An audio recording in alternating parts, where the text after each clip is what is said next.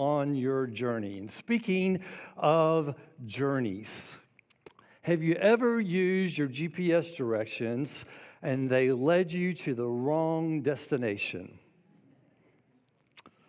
It's not just a little off, but they were completely wrong, that you were totally lost, and you trusted the GPS. You followed every instruction, and the whole time you were confident. You blindly believed that you would reach your intended destination. And then suddenly you look around and say, well, this is not exactly where I intended to be. You know what the amusing part is? You're going to trust it again. Now, it's one thing to be wrong. It's another thing to be confidently wrong. Because when we're confidently wrong, you probably don't know that you need help. And that's why the scripture passage that we're going to look so closely this morning at hits close to home. Because the chapter is not just about a man who couldn't see. It's about people who thought that they could see. And if we're honest, that's just not their story. It's our story. Because we all have blind spots. We've all misread situations. We've all assumed motives. And even when God is doing incredible work in front of us, we miss it. Sometimes we become blind to our pride. Sometimes we become blind to our routine. Sometimes we're even blind for our need of grace. And even when God is doing something there, we miss it. And the hardest kind of blindness to heal is the kind that doesn't know it's blind. So that's why this passage matters. John chapter 9 matters because it forces us and it challenges us with some questions. These aren't comfortable questions. These aren't safe questions. These are questions that can change the very way in which we see. So please turn in your Bible, your favorite electronic device, to John chapter 9. John chapter 9, verse 1. Our story is the whole chapter of John chapter 9. There's 41 verses. We're not going to read all 41 verses. We're just going to read key passages out of chapter 9. But before we jump into chapter 9, we need to understand where we're at in the greater story of Gospels John. And as Pastor Colin has already mentioned repeatedly, John's gospel is written with one clear purpose. That's found in John chapter 20, verse 31, that we would believe Jesus is the Christ, the Son of God, and by believing have life in his name. Everything that John writes is very intentional. The miracles are not some just random acts of kindness. John calls them signs. He calls them signs because they point somewhere. They point to Jesus, who is the greater. By the time we reach chapter 9 in the Gospel of John, the tension is beginning to rise. Jesus has been teaching publicly. He's been confronting the religious hypocrisy. He's been making some bold claims about his identity. And in chapter 8, Jesus says, I am the light of the world. And that statement shocked people. Some believed in him, others wanted to kill him. Chapter 9 is not disconnected from chapter 8. It is a living demonstration of what Jesus just claimed. Is Jesus really the light of the world? And what happens when the light of the world meets blindness? And we'll see. Jesus doesn't only give sight to blind eyes. He reveals what's hidden in our hearts. So John chapter 9, verse 1. As he passed by, he saw a man blind from birth. And the disciples asked him, Rabbi, who sinned, this man or his parents, that he was born blind? Jesus answered, it was not this man sinned or his parents, but that the works of God might be displayed in him. The first thing that we note is that Jesus saw. Before the disciples ask a question, before the crowd forms an opinion about what's going to happen, before the miracle even happens, Jesus saw. And that's not accidental language. I mean, John could simply have said, hey, there was a blind man there. Instead, he writes, as he passed, he saw a man blind from birth. Before Jesus could heal the blind man, he saw the blind man. Now, that might sound dramatic, but for someone who is overlooked every day, who's overseen every day, being seen is the beginning of the healing. Others walked by, others judged, others explained, but Jesus stopped and he saw a person. Some of you came today, you needed to hear that. You needed to hear that reminder because God sees you. Before he does a work of transformation in your life, he sees and knows everything about you. He has not passed you by. You are here today because maybe a family member or a friend invited you, or you're watching online. And the first thing I want you to know is that Jesus sees you. The disciples ask, who sinned? This man or his parents? Now that question may sound strange to us here in the 21st century, but to ancient Jewish culture, suffering was often linked to sin or divine judgment. Now I'm going to get my Bible nerd on just for a little bit. They were trying to explain evil and suffering, and so they did that by this Jewish theology called theodicy. In their world, they believe suffering must be traced directly to someone's sin. If life went well, God was blessing you. If life wasn't going so well, God was punishing you. And just think about this. Think about Job and his accusatory friends.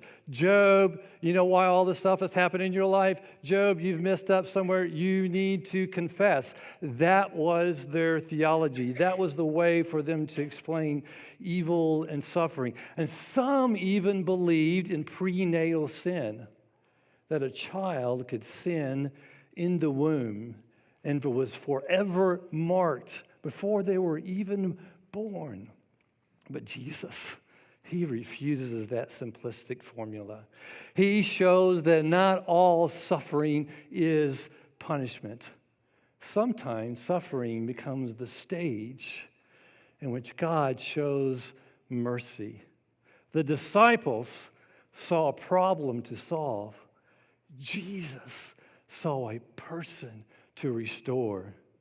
So the first challenging question that we must ask ourselves is, what do I do with what I cannot explain?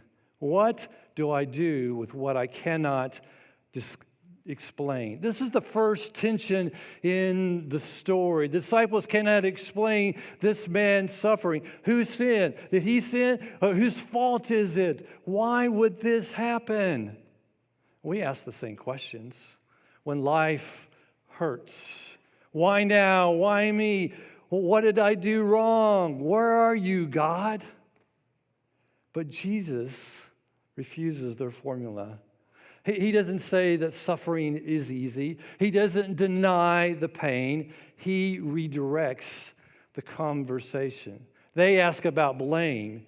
Jesus speaks about purpose, that the works of God might be displayed in him. Sometimes the bigger question is not, why did this happen? Sometimes the bigger question is, how might God meet me here?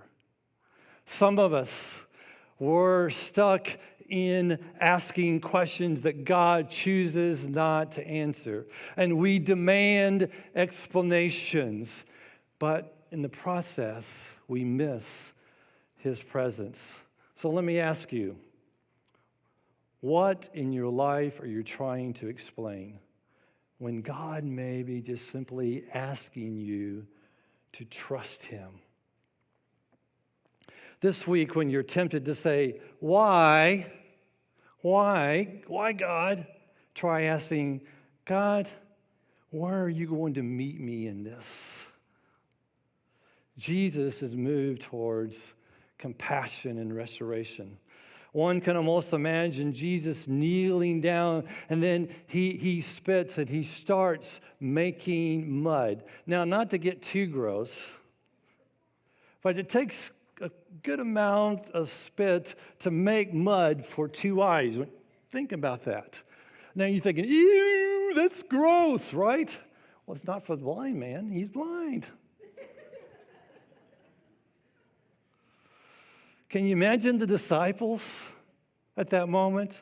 They ask a deep theological question, and they expect Jesus to explain suffering. Instead, he kneels down, he spits on the ground, and he's making some mud. They wanted this deep theological discussion. Jesus gives them arts and crafts. You can almost see the disciples like, what is he doing? You know, they stood at a distance discussing the man, and Jesus knelt down to serve him. The disciples analyzed the pain. Jesus touches the pain. Now, before we criticize the disciples, we can be like the disciples in that we discuss problems instead of helping people. We debate issues instead of loving our neighbors. We analyze pain instead of entering into it. Yes, it was messy for Jesus. Yes, it will be messy for us, but that should not prevent us from being compassionate. The story starts with a question about suffering, but quickly becomes a question about response. Jesus, he spits on the ground, he makes the mud, he places it on the man's eyes. It says, go wash in the pool of Siloam. The man goes, he washes. All of a sudden, he can see. He is healed. For the first time, he sees light, he sees faces, he sees color, he sees movement. Incredible. You think there would be this incredible celebration and joy and wonder. Not so much. There's resistance. There's an interrogation. And there's flat out rejection. Because when God works in ways that we don't expect, it doesn't always lead to belief. Sometimes it exposes our heart. Jesus opened up one man's eyes and exposes the hearts of everyone else's. And that leads us to the second question. What truth are you resisting because it challenges your expectations? What truth are you resisting because it challenges your expectations? Now, everyone must deal with the evidence. There was a blind man, now he can see. I mean, it begins with the neighbors. You know, they're confused. And in verse 8, it says, the neighbors and those who had seen him before as a beggar were saying, is this not the man who used to sit and beg? Some said, it is he. Others said, no, but he is like him. He kept saying, I am the man. You can almost imagine, hey, here I am. Yes, that was me. Yes, I was the man. I was blind, but now I see. And so what do? They take him to the Pharisees. These are the religious leaders. They're the ones that have the answers. How did he was once blind? How did he see? How did that happen? Let's go to the religious leaders to find out, get the answers for that. So they take him before the Pharisees and they interrogate him. They don't get the answers that they're looking for. So what do? They drag his parents. His parents are so afraid as well. And the Pharisees have right in front of them, the evidence is there. In front of them, the Pharisees is this blind man from birth who can now see. This is their conclusion. Some of the Pharisees said, this man is not from God, speaking about Jesus. He does not keep the Sabbath. Think about that. A man blind from birth now can see standing right in front of them, and their conclusion is, no, it can't be of God. Why? Because Jesus didn't fit their expectations. And we do the same thing.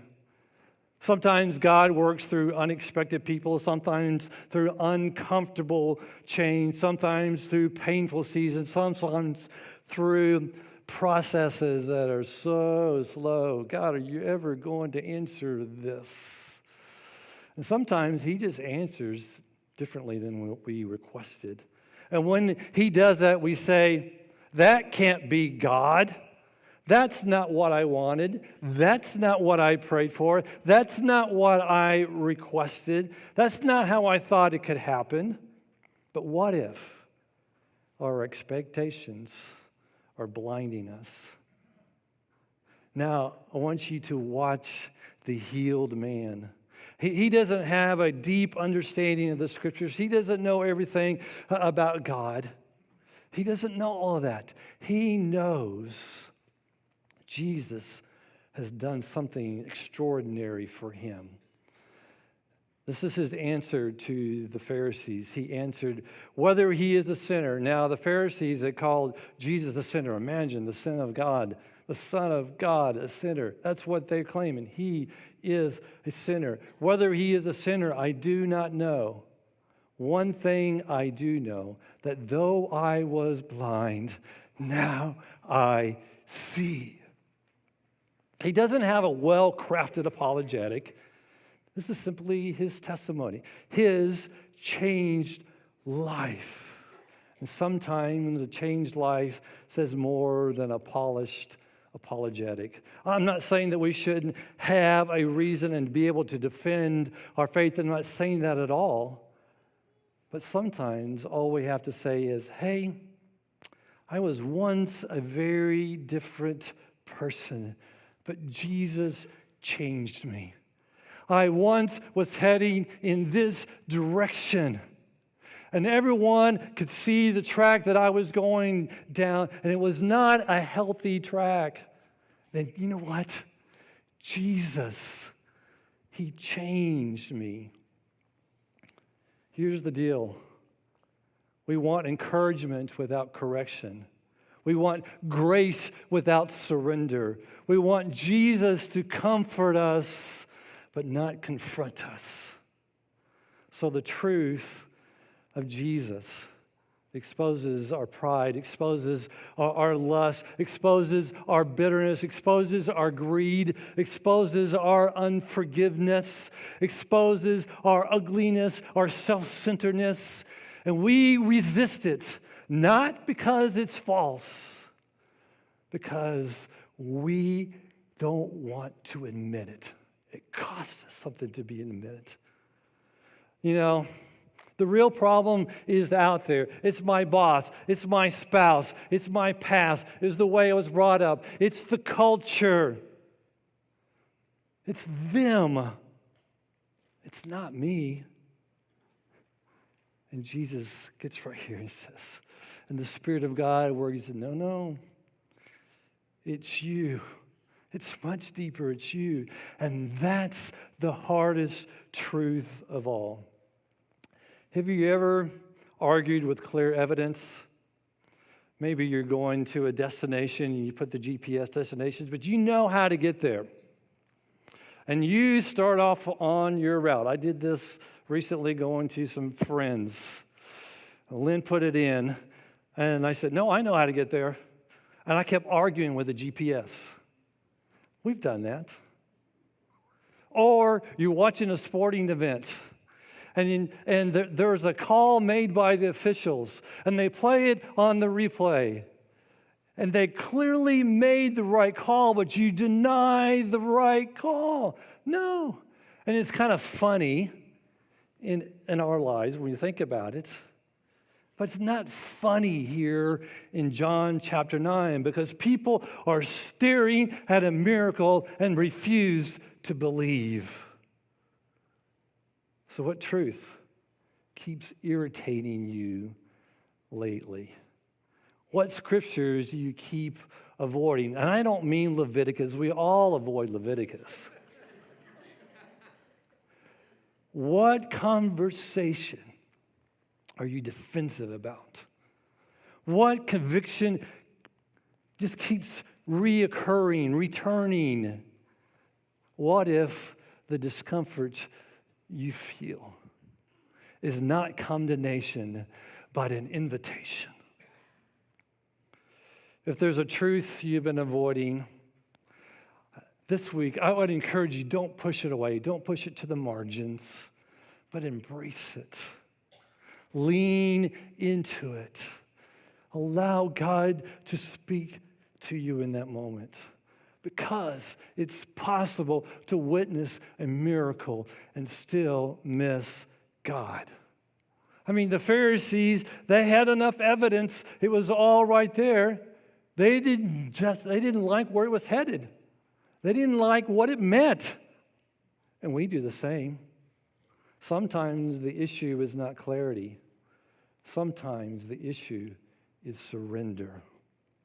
Eventually, every question, every doubt, every piece of evidence leads to a single destination. Not a philosophy, not a theory, not an explanation, not even a place, but to a person, Jesus Christ.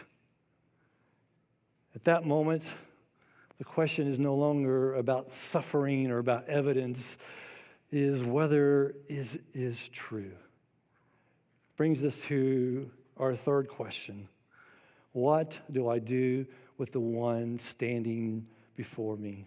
What do I do with the one standing before me? Verse 35, Jesus heard that they had cast him out, and having found him, he said, "Do you believe in the Son of Man?"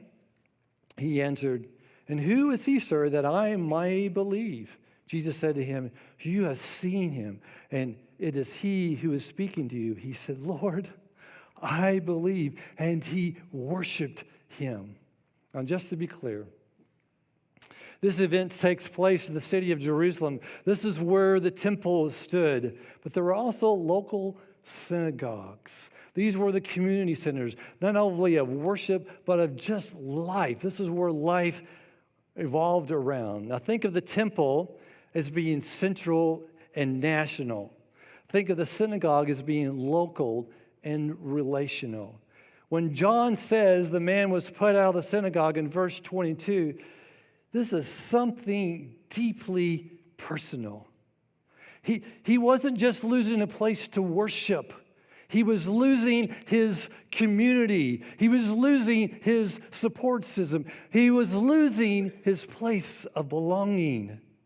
The healed man is rejected. He is cast out. He is pushed aside. And one of the most beautiful lines in chapter 9 is Jesus heard they had cast him out, and having found him. That's the climax of the story. Not the mud, not the eyesight restored, not the controversy, but faith, surrender, and worship. The man received physical sight earlier. Now he receives spiritual sight. Jesus didn't heal him to improve the quality of his life. Jesus healed him in order that he might be in relationship with him. Can you imagine the next day for that man? I mean, incredible. He's been known for his whole life by his limitations. He's blind. He's the blind man. He's the beggar. He's the one by the roadside. Now he wakes up with sight, and he wakes up with a Savior. Chapter 9, he begins being blind. I want you to notice the progression of what the formerly blind man's faith is, and what he calls Jesus. In verse 11, he just calls him the man called Jesus. Verse 11, he calls him a prophet. Verse 17, I think he's from God. And verse 38, he is Lord. Now that's discipleship. He doesn't know everything at once, but he's growing in clarity over time. And that's the way it is with us. We don't know it all at once, but we just take one step at a time. In fact, the more we know, the less we know. And we can only imagine and hope that he continued to grow in his understanding of Jesus for many years. Yes, following Jesus cost him something. He was cast out. He was rejected. He lost all the old labels, but he gained a new identity.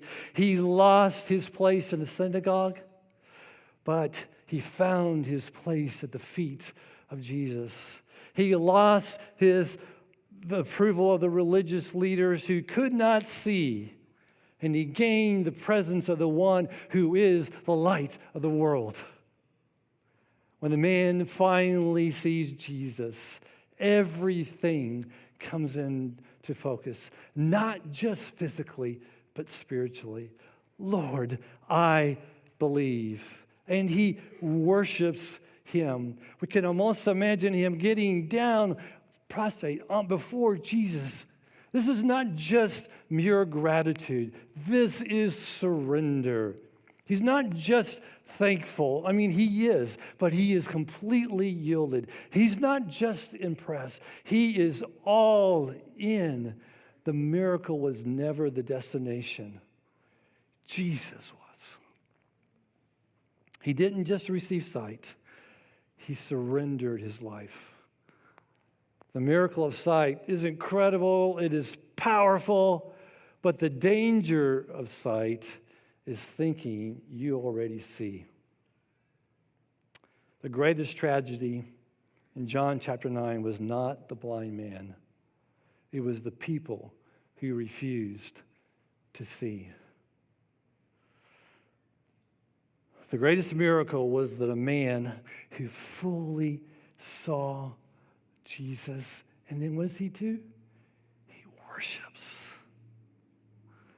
He worships. Here's what I want us to come away with today. Jesus doesn't just open blind eyes. He exposes blind hearts.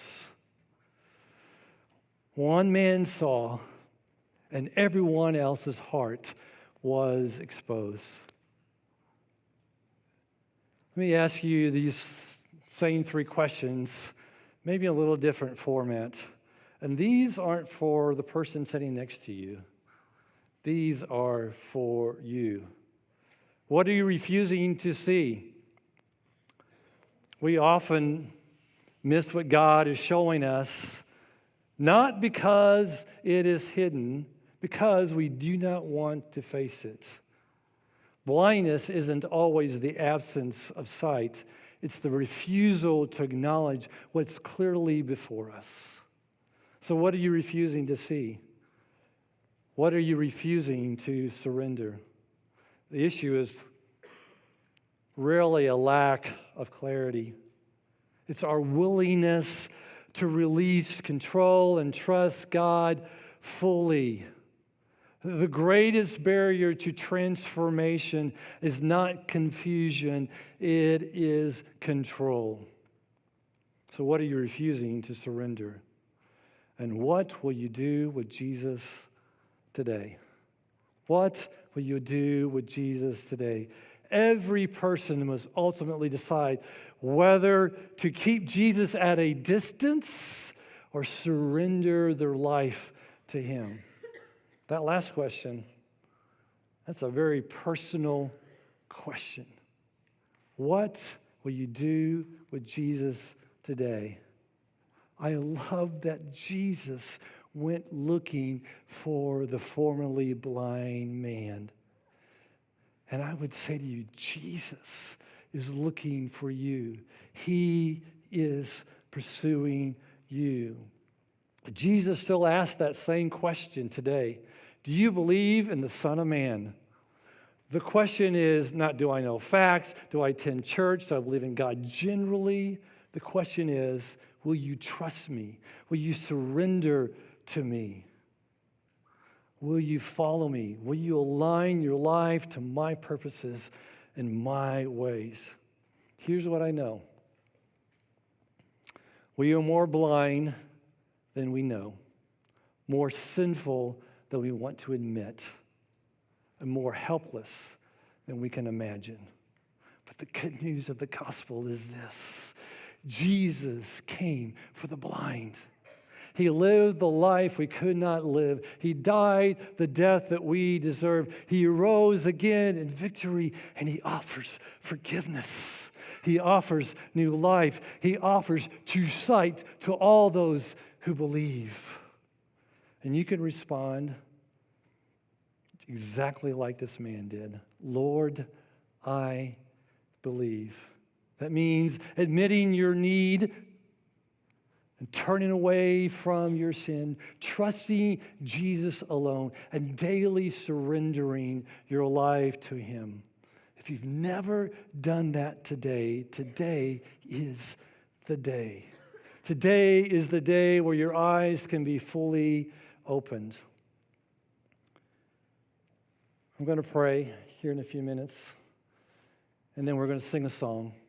And I would just encourage you, if there's something going on within your heart, and you're wanting to know more about this Jesus and what it means to follow him, I would encourage you to seek me out or Colin out. We would love to have a conversation with you about what it means to be a follower of Jesus. Imagine, though, a church full of people who trust God in the mystery, who respond when truth confronts them, and then who worship Jesus wholeheartedly. Imagine a church who say, one thing I do know, that though I was blind, but now I see. That was his story. And by the grace of God, it can be your story too. Let's pray.